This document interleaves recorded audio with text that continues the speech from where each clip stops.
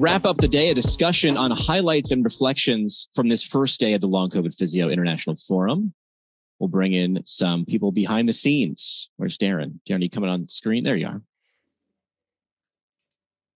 Who else are we going to be hearing from, Darren? Oh, we have an incredible lineup of people to talk about our highlights today. I got to say, I'm buzzing. I don't know about everyone else, in a good way. Hi, Mia. Hi. We've also got André. We have Ted. We have Ruth. We have Elisa. Elizabeth is coming on. And Elizabeth, yes.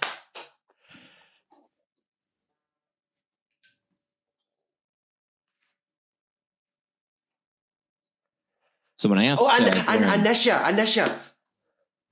So when I asked Darren how he wanted this to go, I said, should we just go around the horn? And he said, I don't understand what horns we're using. So apparently that's an American saying. But he pretty much said you wanted just to have people just talk off the cuff and react and share, experiences, thoughts about how day one went. So in no particular order, feel free. And to give you permission to totally be loose, I've poured myself a glass of wine, and I don't know if that's appropriate or not. Very I don't appropriate. care. I don't care because, wow, what a day. I just want to start with a round of applause to everybody that has brought everything today. Like, that last session was really emotional, and I feel emotional about everything that was discussed in that session and so much that has happened today. So, guys, this is loose and you can talk in any way you want. So unmute yourselves. No one's allowed to stay on mute. Well, hang on one second, yourselves. Darren, can we stay with you for just a second? You were a part of a large team. It wasn't just Darren, but Darren definitely vocal. After experiencing day one, watching it from different angles, was what you experienced and what you saw, heard, and felt what you thought it might be when you were putting this together over the last few months? It's more than I could have ever hoped. It's amazing. Who wants to go next? Hi. I thought we had a really powerful opening of the day that really inspired me. And we had a really powerful closing for the day. We started off hearing about how we came together, how fortuitous networking and the strength of voices speaking together from one hymn sheet has the power to change people's lives.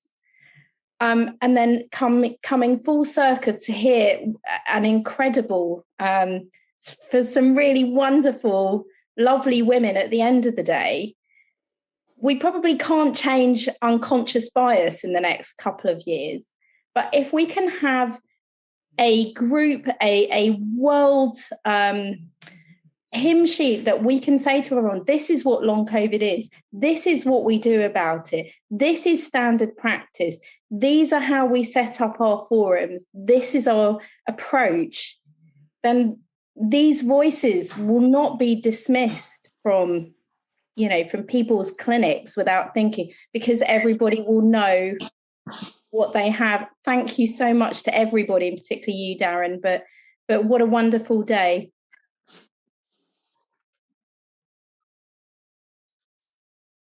And do you hear me? Is it? I just wanted to thank everyone for the invitation to be here, Darren in particular, and all the speakers today, because it was really emotional, really important to be here with me as a COVID patient and advocate. And as a first waiver, a person who was really involved in the advocacy at the beginning, for me, it's really, really important that we underline the power of the patient voice, because as many of you know, at the beginning it was really the patient to lead the way into, let the world know that COVID was not a short illness, a short respiratory illness, especially for the young and elderly. And I come from the position of a person living with long COVID, but also of a person who had already disabilities and chronic illnesses from before. And it is so very special for me to be here in this space with so many people, to see that, this tragedy of this pandemic, but the work we are doing together can contribute to change into the space of medicine, rehabilitation, and also, disability spaces, because so many people are coming chronically ill and disabled after this pandemic. So I want to thank you, everyone, for this fantastic day and event. I'm Elisa Perego from Italy, and as I said, I'm both a patient but also an advocate in the research. So for me, it's important to bring this together like we did today with many people. Thank you.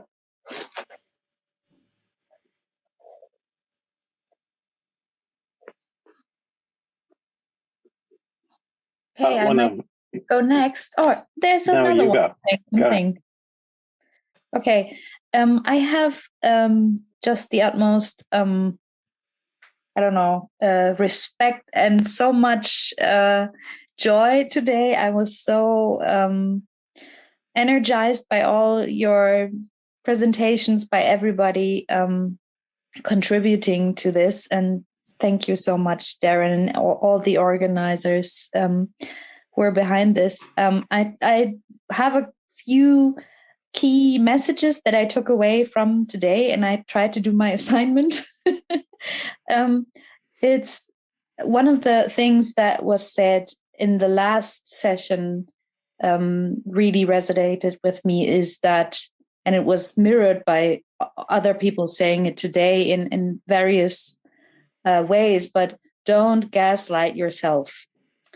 And this is, I think, the key message to take away: to trust in yourself, believe yourself, advocate for yourself.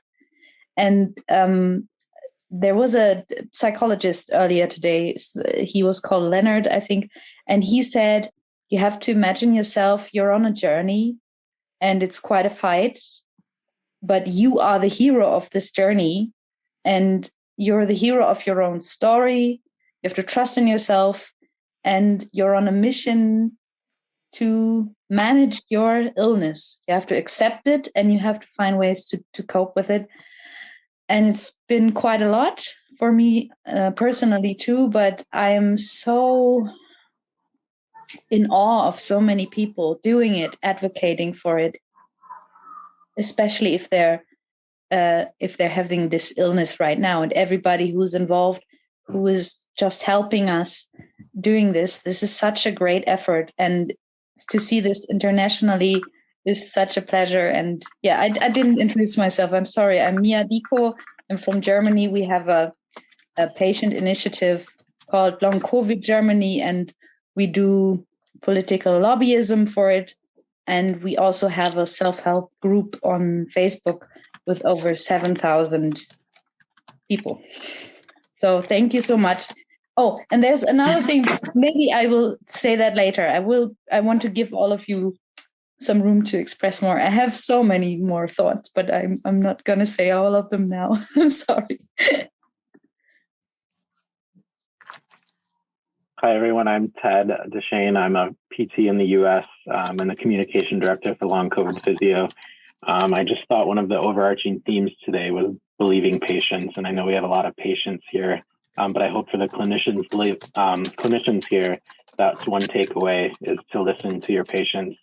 They already have enough self-doubt within them, as I can attest to believing their own symptoms. So for you to add another layer on top of that is really difficult. So I hope you'll take the time to listen, to believe, to do the deeper dive into the medical tests that may or may not show something. And even if they don't, continue on. I thought there was a lot of really good information about pacing, and I hope people take that away from them, because it's a very difficult thing to do. And as clinicians, it's something we can't understand unless you've gone through the feeling of a post-exertional symptom exacerbation. So that's kind of what I gathered from today. Just thanks everyone for being here. It was a really important day. And I just got tons of new information, even as someone who's been in the space for almost 3 years. So thank you all.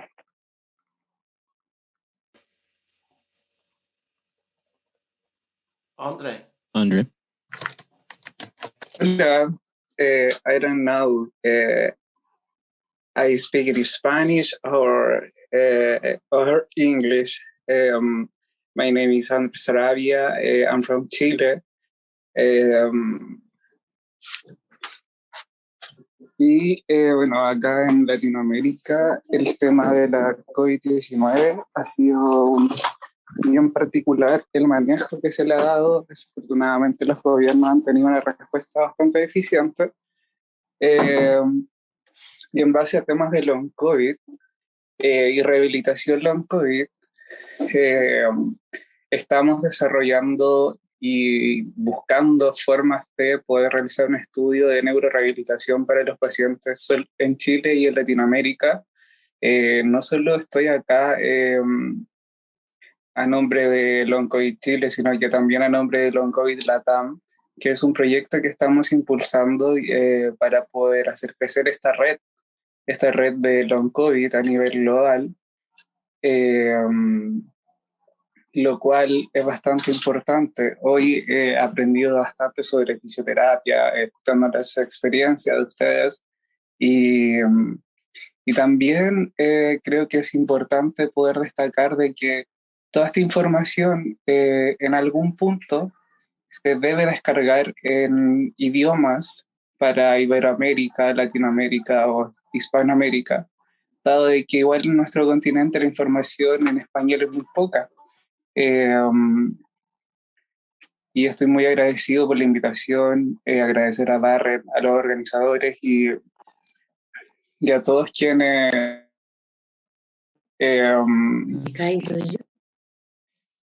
¿cómo se llama? Y a todos quienes están detrás de esto del oncovicio, y a los ponentes y a todos los profesionales que hoy día nos han contado sus experiencias, estudios y también nos han educado en base a lo que es la fisioterapia y long COVID y cómo abordamos a nuestros pacientes long COVID. Eso. Muchísimas gracias. Gracias, André. Muchas gracias. Disculpe, hablo poco español. Thank you, André. I can only speak a little bit of Spanish. I'm very grateful to the translation that was available there to be able to better understand you. However, I believe we do have Elizabeth, who is Spanish.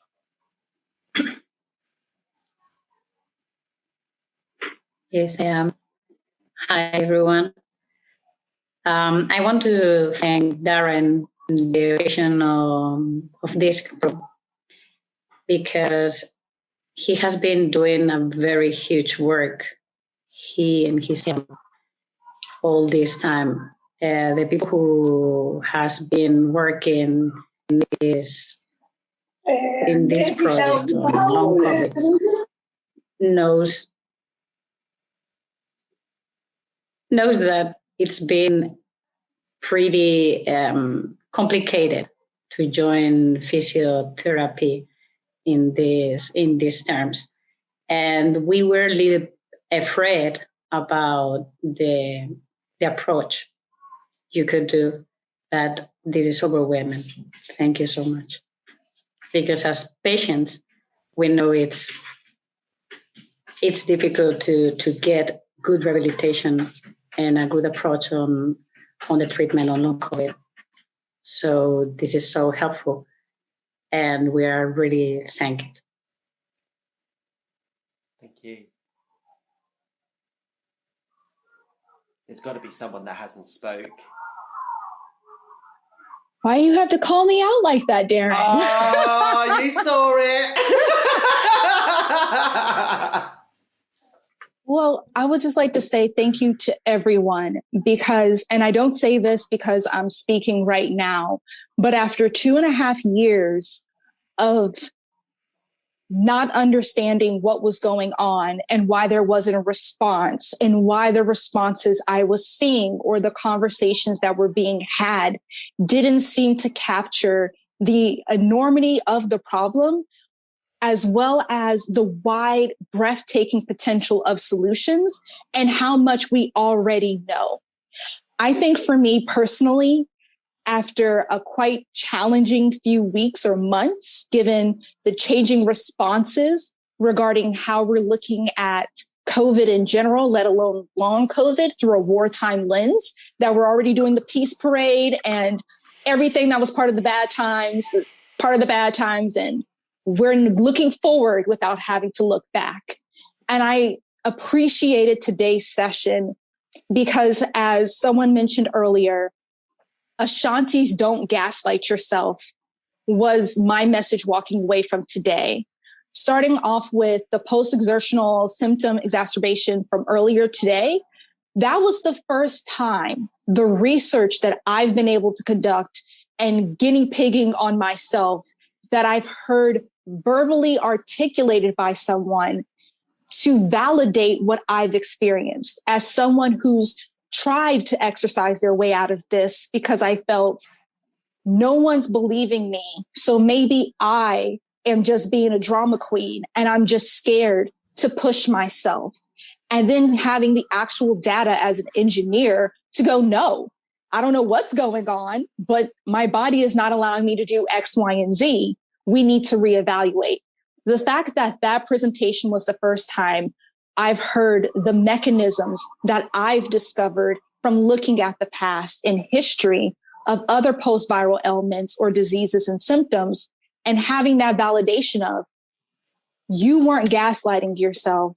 You were gaslighting yourself for 2.5 years, Nisha, despite your education, your background, your experience. Even you doubted yourself. And right then and there is the proof. I would also say the panel that I knew was going to be emotional, and I'm so thankful space was allowed for, was the panel on navigating long COVID disability and bias. And that is because usually in spaces like this, voices that should be more mainstream but are considered on the fringes are not allowed to gather more than one per panel, right? There's usually only that one person who's able to speak on disability and bias when it comes to any kind of ailment, and they're the patient voice. And to have a combination of patient and healthcare providers or healthcare providers coming together and going, no, this is why this is a big to-do. This is our experience. And this is why we have felt like everyone is gaslighting us. And only in this community have we finally realized that's not the case. I would say my parting point here would be,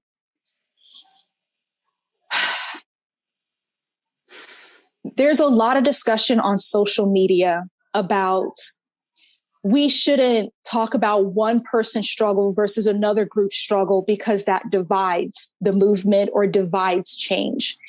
And speaking as someone who holds multiple identities, I can tell you that I've been forced to look at our history and go, if you don't address the problems that are in the house, how dare you invite someone into that house to deal with the same problems? The problems that you heard discussed throughout the day, whether it's the academic side, the clinical side, or the patient perspective, listening rung true throughout all those discussions, because that is something we failed to do, because we don't want to talk about the differences we have because we feel that's divisive. And when you have people finally taking the time to listen and process the information of, it's not because we want to fracture, it's because we need to understand to make sure everyone is part of this movement and moves forward with us, which is what left my father behind, my mother behind, my colleagues, my students who are no longer here, because we fail to recognize the differences that they embody. And we just said we won't talk about it because everyone has something going on, and fail to come up and meet the task for them. So from my perspective of today, after the past couple of months of not being the most upbeat with everything going on, and if there was still hope for folks like me, if we can make this amount of progress and have this type of forum exist, which was unheard of from so many ailments until decades later, what can we do with the momentum we've gathered here today? Oh, Netia, I can see that about half the people that we can see on the screen are crying at the moment. Thank you. Jimmy, please lead us. Thank you, everybody today who was strong enough to show up and vulnerable enough to share their stories and their insights. So thank you guys so much. I'd love to say, hey, thanks. So we'll just go forth and be done, but we're doing this again tomorrow, Darren. So, by all means, have that glass of wine, but, make sure you're up bright and early, right? It's only one, Jimmy, I promise you, because we do have a busy day tomorrow. This is a 2-day forum, and believe it or not, we've got an extra hour on tomorrow because there was so much to pack in. So we have so much tomorrow. But I genuinely do want to say thank you to the nearly 400 people that joined us at points today. And we know there are over 700 people that have registered, which means that there are plenty of people that are looking at this on demand. They're watching the recordings. So I want to say thank you to everyone that joined the conversation. I want to say thank you to everybody that has spoken. And that includes people that are our catalysts for conversation, the people on the screen and in our workshops, in our breakout rooms, on the Padlet, on Twitter, in the chat box. Everywhere. Everybody, I hope, has felt a space to belong today, and we can belong again tomorrow too. But I also want to give a huge shout out to all the people that are behind the scenes of this. There has been an army of invisible people working behind the scenes, making summaries, creating so much. So, do you know what? Bring on day two. Bring on day two. We will see you all back here tomorrow. Thank you again.